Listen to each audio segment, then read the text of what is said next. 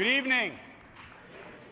All right, thank you, Rick, for that very kind introduction and for sponsoring my visit tonight. I do want to start just by thanking all of you for being here this evening, and I want to thank Luann Runge and the Chamber Board for inviting me to speak. It's a pleasure to be here with you, and believe it or not, I'm actually glad that the event got snowed out 2 weeks ago and rescheduled for tonight, because tonight my wife, Beth, who is Clemson's new First Lady, is able to be with us. And if you have not met her, I'd like to ask her to stand so you can get to know her. Beth in the front.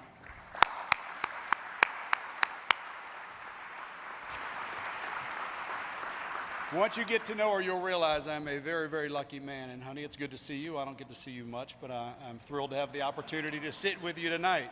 Let me add my congratulations as well to all of the award winners. It was nice to hear about the great things that are happening, and my thanks to the sponsors and the Chamber staff for making this event possible. You know, at Clemson, I'm really blessed. We have a wonderful board of trustees. That isn't the case at all universities around the country. Several of those members are here tonight to show their support. We have a wonderful chairman in Chairman David Wilkins, who is here with his wonderful wife, Susan. Mr. Chairman, good to see you. We also have Joe Swan, Nikki McCarter, and Patty McBee. Can you help me thank them for what they do for the university?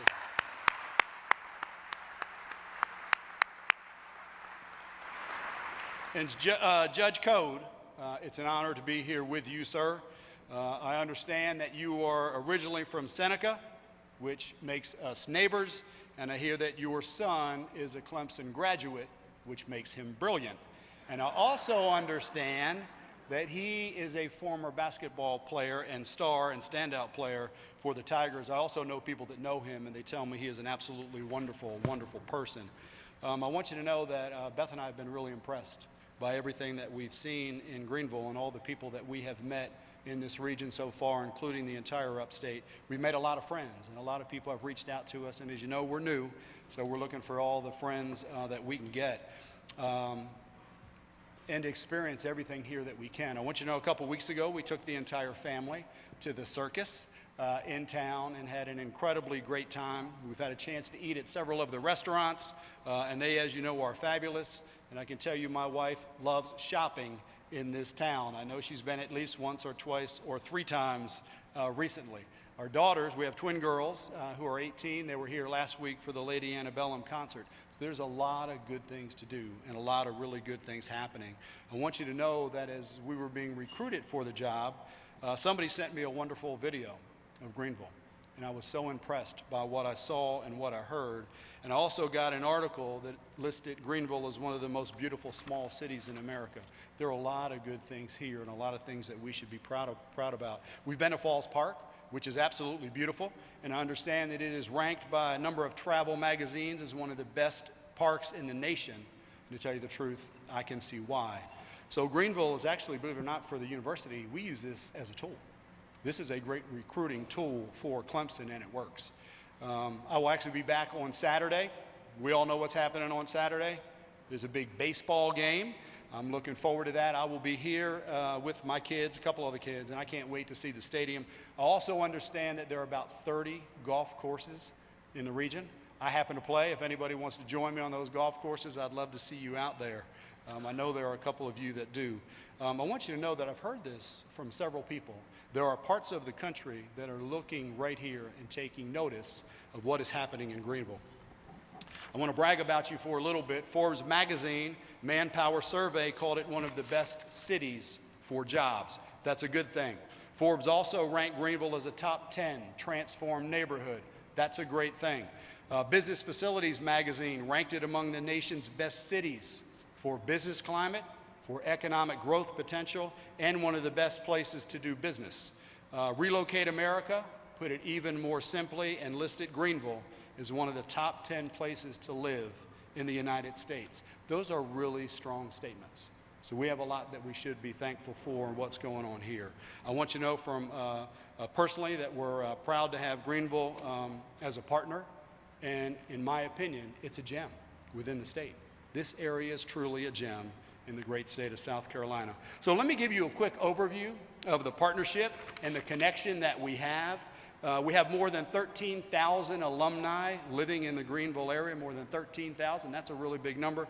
We have more than 2,500 students on our main campus and more than 500 universities employees who call Greenville home. So this area is very important to us.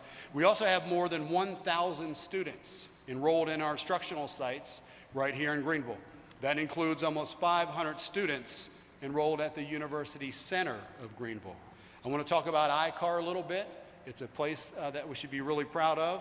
ICAR, or International Center for Automotive Research, has awarded 169 advanced degrees in automotive engineering, one of the best programs in the country and clearly unique.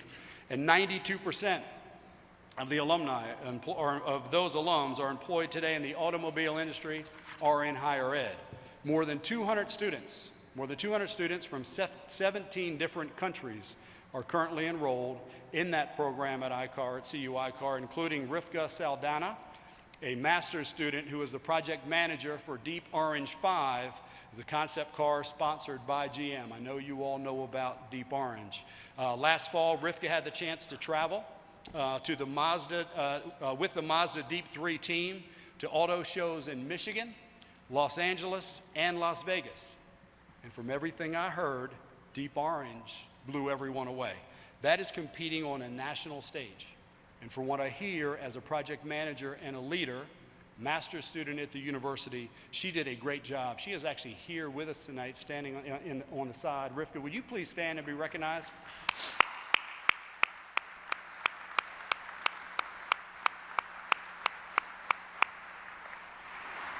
Successes like that actually make all of us look good, and Rivka, I appreciate what you are doing with your team. Next to our campus will be the new Clemson Center for Manufacturing Innovation, Greenville Technical College's Enterprise Campus, developed in partnership with CU ICAR.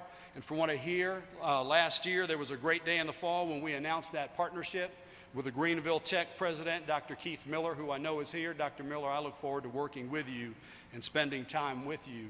That kind of collaboration can help us provide the skilled workforce that the manufacturing industries need. I want to talk a little bit about something new in Greenville for us, and that's a focus on the arts. The Center for Visual Arts opened here last fall on Pendleton Street in the village of West Greenville, which is considered to be a new hotspot for artists. The first show in our new gallery space featured 4 artists who are Clemson alumni, and some of them teach right here in Greenville. So I really look forward to seeing that program grow. That's important for this region to have very strong arts. Related to health and healthcare, in addition to our nursing programs at the University Center, we are a partner with the Greenville Health System, and we are working in some very important ways. The first way is as a partner in the unique clinical university model that helped GHS achieve the status of an academic health center in 2013. All of us might not realize how significant that achievement is. It's a really big deal. Only 2% of the healthcare systems, in the United States are academic healthcare centers. However, here's the interesting piece. Those centers receive about half of all public funding for healthcare research. So this designation is a really big deal. So more research dollars should be coming into the region. We're also proud to be the partner, the primary research partner in the collaboration. I heard there was a clap out there for the Academic Healthcare Center. You know, before I got up here, my wife said, Jim, go really, really fast, because everybody wants to get home, so I probably should pause and celebrate some of these successes. It's a really big deal. I think all of us will benefit from that designation. We're also proud to be the primary research partner in that collaboration, and we're actively engaged in developing new research collaboratives for various support systems for our partnership with GHS. A great example of this kind of collaboration that is possible is the 30,000 square foot Clemson University Biomedical Engineering Innovation Campus at Patewood, which is affectionately known as Cube Inc. Now you got to realize I'm trying to learn about all these things, but as I'm reading about these things, it's really impressive. And nationally, people are watching here what we are doing in Clemson and in Greenville. At the Patewood Lab, faculty members are helping to grow the medical technology industry for the upstate by developing new medical devices right here. As an example, a new ultrasound probe developed by Clemson faculty will make it easier for doctors to determine the severity of rotor cuff injuries to decide whether they really need surgery or not. Much of the team's work is done right here at the labs in Patewood.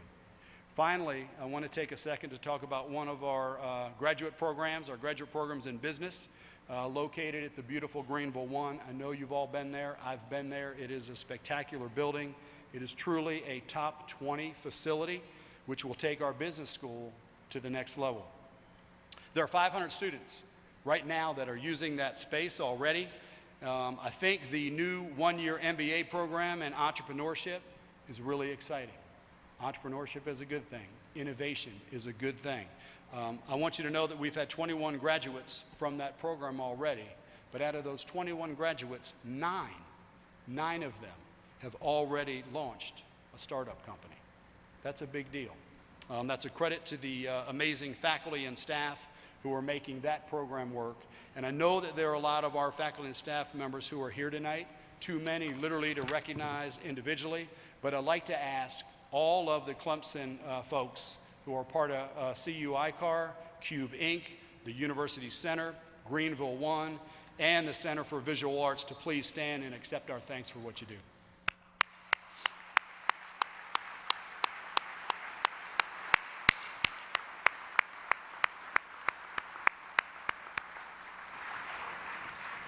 You know, people have asked me and they've asked Beth, you know, what are some of the really good things that you've seen coming to Clemson? I can tell you what I've seen are really good people that make a difference, really good people that are trying hard to change people's lives, and some of those just stood right now, and I'm thankful for what they do.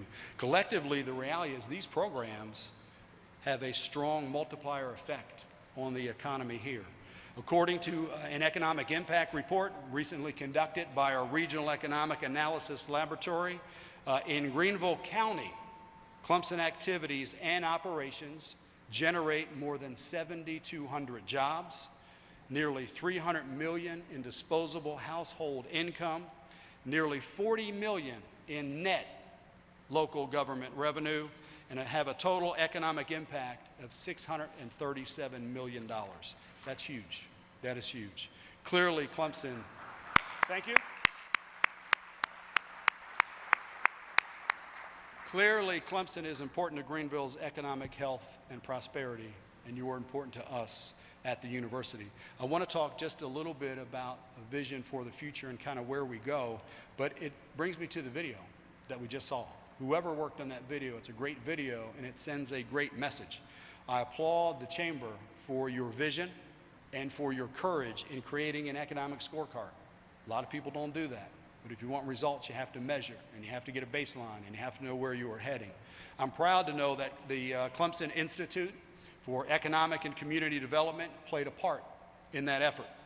And despite a lot of positive indicators, and there are many positive indicators, the relative decline in per capita personal income in this region since the late 1990s is a little troubling. So we have work to do. And the only way we can do this is together. So these things we can overcome together. But the Clemson model identifies, as you saw in the video, 4 broad areas where we need improvement. And we have a clear community-wide plan to accomplish that. I believe that your focus on educational attainment as the path to increasing personal prosperity is right on the mark. It is the key. Many of us in this room took that path, and it is a great path. According to the data from the Pew Research Institute, released just 2 weeks ago, the economic gap between young adults with a college education and those without has never been greater than right now. The economic analysis finds that college graduates aged 25 to 32 earn $18,000 more annually, than young adults without a high school or with only a high school diploma. So if you map that over the course of a person's working career, it's more than $1 million. It's more than $1 million difference. Longtime higher education reporter Jeff Stalingo wrote a book called College Unbound. And I follow Jeff's work, and he really takes a no-holds-barred approach as he looks at higher education in America. But in his book, he wrote that there are only two surefire ways to significantly increasing your personal income.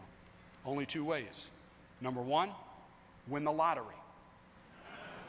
That's a good thing if you're lucky enough to do it. And number two, go to college. Those are the two ways. The only ways to significantly increase your income potential. So I'm glad that the Chamber isn't really counting on luck or scratch-off tickets. You have a plan, and it's a very good plan. Your scorecard also recognizes the growing need for a workforce skilled in technology. It's critical. Strategic growth in STEM, science, technology, engineering, and math, those disciplines is central to meeting the human capital needs of the high-tech industry and building a knowledge-based economy. We can do this together. Let me assure you that Clemson is committed to strategic enrollment growth in these areas. I want you to know that undergraduate enrollment in engineering has increased by almost a third since 2008, and applications this year are up by 16% in engineering. We actually rank number 18th in the country in enrollment among U.S. colleges and universities that offer bachelor's degrees in engineering. We understand the importance. You've seen our grads. They're talented. They're capable. They do a great job.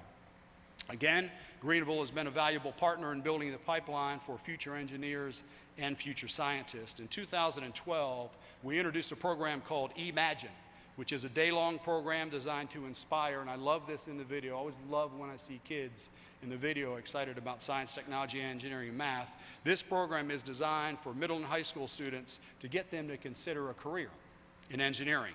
Partnering with the Greenville County School District, the program was originally intended for 170 students, but the response, happily, was so overwhelming that we accepted the first 300 students with a waiting list of more than 100. So we partnered again in 2013 with Greenville County Schools and accepted another 300 students in that program. The program was so successful that we took it statewide. In February, we brought the program back to Greenville by taking part in the Roper Mountain Science Center's STEM Fest, and that event attracted more than 1,300 young kids. This makes me feel good about the future and the future in this region. We are returning here to Greenville in April for 2 additional events. If you have young kids, get them involved. One is an evening program at CUI CAR to encourage top 11th grade students to consider engineering careers. The second will be a hands-on program for middle school and high school students from the Greenville County School District. The bottom line is Clemson is helping Greenville meet its goals, but you're also helping us meet our goals. The essence of my message to you tonight is that Clemson is your strong and willing partner in building a better Greenville. Your theme tonight is driving business through education. That describes Clemson University's past, our present, and our future as South Carolina's public land-grant research university. And it's significant that Clemson and Greenville, the Chamber, are both 125 years old this year. So we're celebrating birthdays together. Your first meeting was held in 1889, the same year that Clemson was established to teach science and the mechanical arts or engineering in order to advance the state. And as the land-grant university, our mission is really simple. It's about education and research to develop human capital, outreach and economic development to make a difference. That will not change in terms of our mission. We believe in taking education directly to the people and working directly with business and industry. We're also committed to developing human capital, spurring research and innovation will be a theme for years to come, helping entrepreneurs succeed and supporting businesses in key economic clusters. My point to you is we're in it for the long haul. We're with you, and I think it's going to be a great couple years ahead. Let me end my remarks tonight by mentioning some incredible work being done by 2 students, Alex Devon and Tyler Ovington. The 2 grew up together right here in Greenville.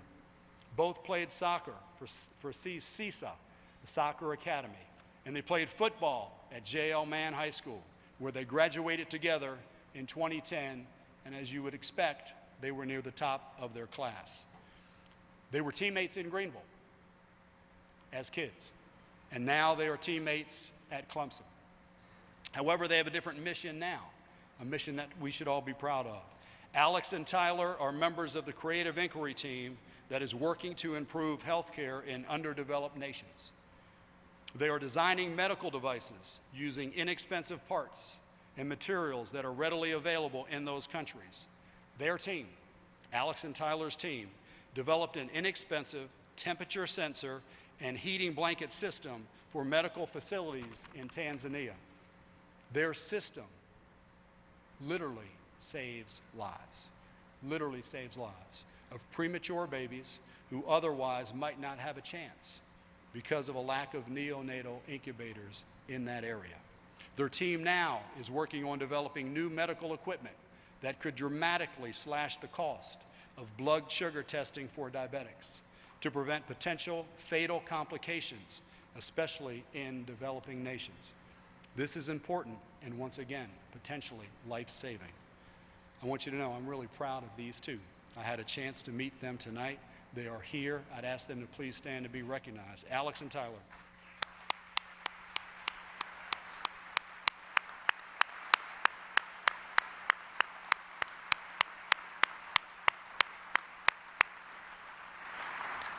You know, it's incredible that young guys like them, they're probably 21 years old, I assume.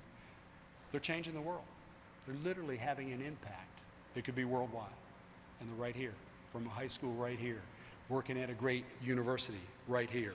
We're proud that you're members of this community, very proud that you are members of the Clemson family. I ask this community to keep please sending us students like them. And honestly, together, I think we can make a really big difference. Thank you again for inviting me to be here tonight. It's been a pleasure to meet many of you. I look forward to meeting many more of you. Thank you again. May God bless.